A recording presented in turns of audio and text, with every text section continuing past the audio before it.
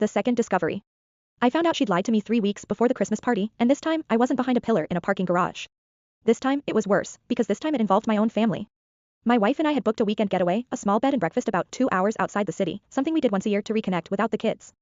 We'd gone to the same place for 3 years running. When we arrived and were checking in, the owner, a chatty older woman who clearly remembered us, mentioned, completely innocently, that your friends from the office already checked into the room next door. Small world. My stomach dropped before my brain even caught up. I asked, as casually as I could manage, who she meant. The couple who booked right after you called, Dana and Derek, I think? They said they worked with you. Isn't that funny? Small towns. It wasn't funny. It was the least funny thing I had ever heard in my life. My wife, who had also been kept partially in the dark because I hadn't wanted to burden her with something I still thought I could handle privately, went pale next to me. She knew Dana too. She knew Mark. She had been to their wedding. We didn't stay. I know that probably sounds dramatic, but neither of us could sit in a room 20 feet away from that, knowing what we now knew for absolute certain, without one of us doing something we'd regret in the moment. We drove home in near silence, both of us processing the same betrayal from different angles, mine as a friend who'd been lied to twice, hers as someone who now had to carry this knowledge too. That drive home was when I stopped trying to protect Dana from consequences and started thinking, for the first time, about protecting Mark from continuing to live inside a lie. The decision. I didn't decide to expose them at a Christmas party. I want to be honest about that. My first instinct, even after the bed and breakfast, was to talk to Dana one more time, not to give her another chance, those were gone, but to tell her that I was done keeping her secret and that she needed to tell Mark herself, on her own terms, before I told him for her. I called her 2 days after we got back. I told her exactly what had happened, that we'd almost stayed in the room next to hers, that I knew she'd lied to me, that this wasn't a conversation anymore, it was an ultimatum. Tell Mark within 2 weeks, or I would. She begged. She cried.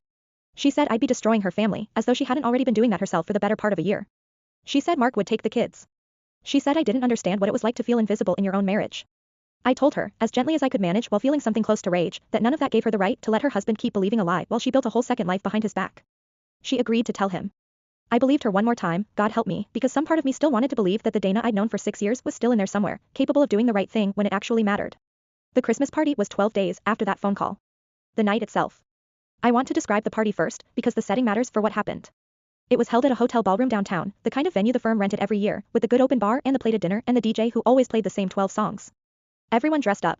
Spouses and partners were invited, which meant Mark was there, in a blazer he clearly didn't wear often, looking happier than I'd seen him in months, because Dana had apparently been making an effort lately, which, in retrospect, was probably guilt dressed up as affection. I watched Mark laugh with our CFO about football. I watched him get a second drink and bring one back for Dana without being asked, because that's who he was, the kind of man who thought of you before you thought of yourself.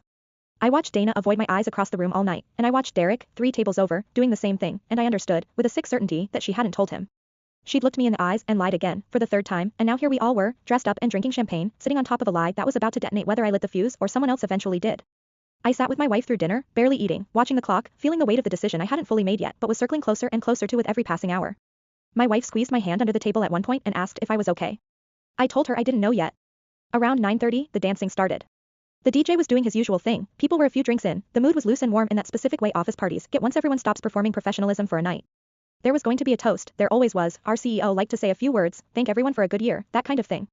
The DJ handed him the mic around 10. Our CEO talked about growth numbers and client wins and how proud he was of the family we've built here. He talked about how this company felt different because people actually cared about each other, not just the bottom line. He said that word, family, 3 separate times.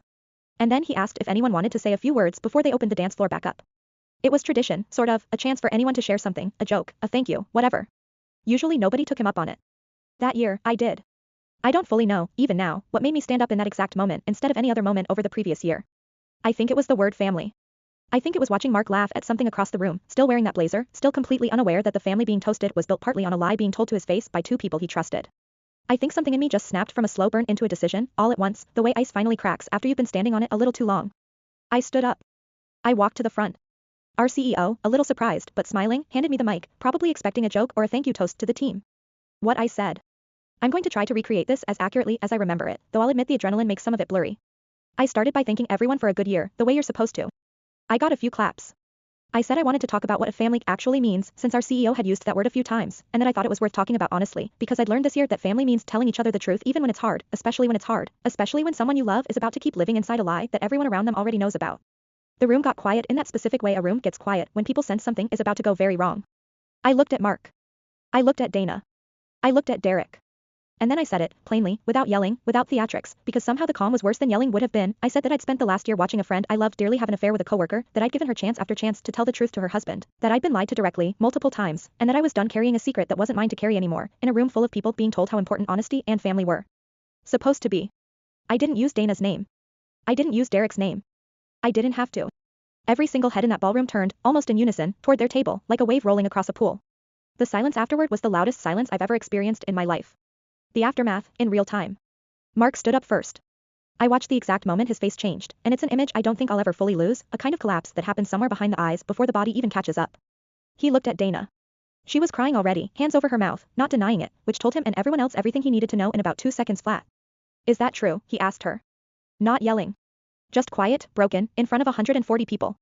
She didn't answer with words. She just kept crying, which was its own answer. Derek, to his credit or lack thereof, didn't say a single word. He got up and walked out of the ballroom without looking at anyone, and I heard later that he didn't even come back for his coat. Mark walked out a different exit. Someone told me later that he sat in his car in the parking garage, the same garage, incidentally, where I'd first suspected any of this, for almost an hour before he could drive home, because he was shaking too badly to trust himself behind the wheel. Dana didn't move for a long time. Eventually, our HR director, of all people, walked her out, one hand on her back, the way you'd walk someone out of a building that was on fire. The DJ, God bless him, had the good sense to not immediately put on a song. Our CEO took the mic back from my hand, I don't even remember handing it to him, and said something about taking a short break before dessert, in the strained voice of a man trying to restore normalcy to a room that was never going to feel normal again that night.